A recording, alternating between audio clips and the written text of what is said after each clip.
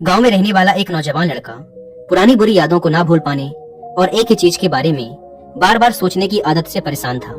अगर उसे कोई कुछ कह देता या फिर उसके साथ कुछ थोड़ा सा भी गलत हो जाता तो वो बस उसी एक घटना के बारे में पूरे दिन सोचता रहता। वही बात उसके दिमाग में हर समय घूमती रहती। फिर वो या तो अपने साथ हुई किसी बुरी घटना के लिए अपनी किस्मत और भगवान को कोसता रहता या फिर अपने मन में उस इंसान से बदला लेने के ख्याली पुलाव बनाता रहता जिसने उसे कुछ कह दिया था या उसके साथ कुछ गलत किया था। अपनी इस ज्यादा सोचने की आदत की वजह से ना तो लोगों के साथ उसके अच्छे रिश्ते थे और ना ही वह किसी काम को अच्छे से कर पाता था।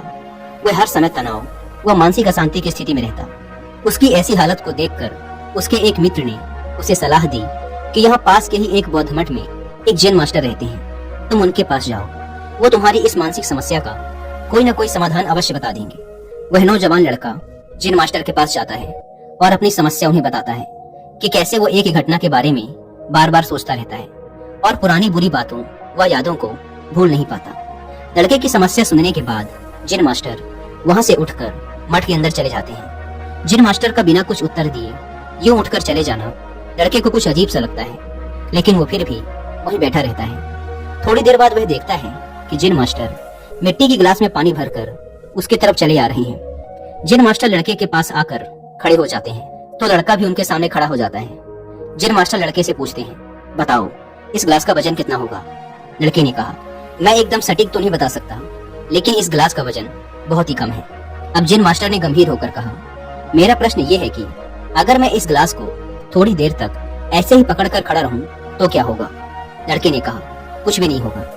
जैन मास्टर ने फिर पूछा, अगर मैं इस गिलास को इसी तरह 1 घंटे तक पकड़ कर रखूं तो क्या होगा? आपके हाथ में दर्द होना शुरू हो जाएगा। लड़के ने कहा। जैन मास्टर ने फिर प्रश्न किया, अगर मैं इस गिलास को ठीक इसी तरह पूरे दिन पकड़ कर रखूं तब क्या होगा? आपके हाथ में बहुत ही भयंकर दर्द होना शुरू हो जाएगा। आपका हाथ सुन्न भी हो सकता है, आपकी मांसपेशियों में भारी तनाव आ सकता है और यहाँ तक कि आपके हाथ को लकवा भी मार सकता है। लड़के ने गंभीर शब्दों में कहा। जैन मास्टर ने कहा, बहुत बढ़िया, लेकिन क्या इस दौरान गिलास का वजन बदला? लड़के ने कहा, नहीं, वजन तो नहीं बढ़ा। तब भला हाथ में दर्द और मांसपेशियों में तनाव क्यों आया? जैन मास्टर ने पूछा। बहुत समय तक पकड़े रहने के कारण, लड़के ने जवाब दिया। जैन मास्टर ने फिर प्रश्न किया, अब इस दर्द से छुटकारा पाने के लिए मैं क्या करूं? गिलास को नीचे रख दीजिए। लड़के ने कहा। जैन मास्टर ने कहा, बिल्कुल सही, और जीवन की परेशानियां भी कुछ इसी तरह होती हैं। इन्हें कुछ देर तक अपने दिमाग में रखिए और लगेगा कि सब कुछ ठीक है।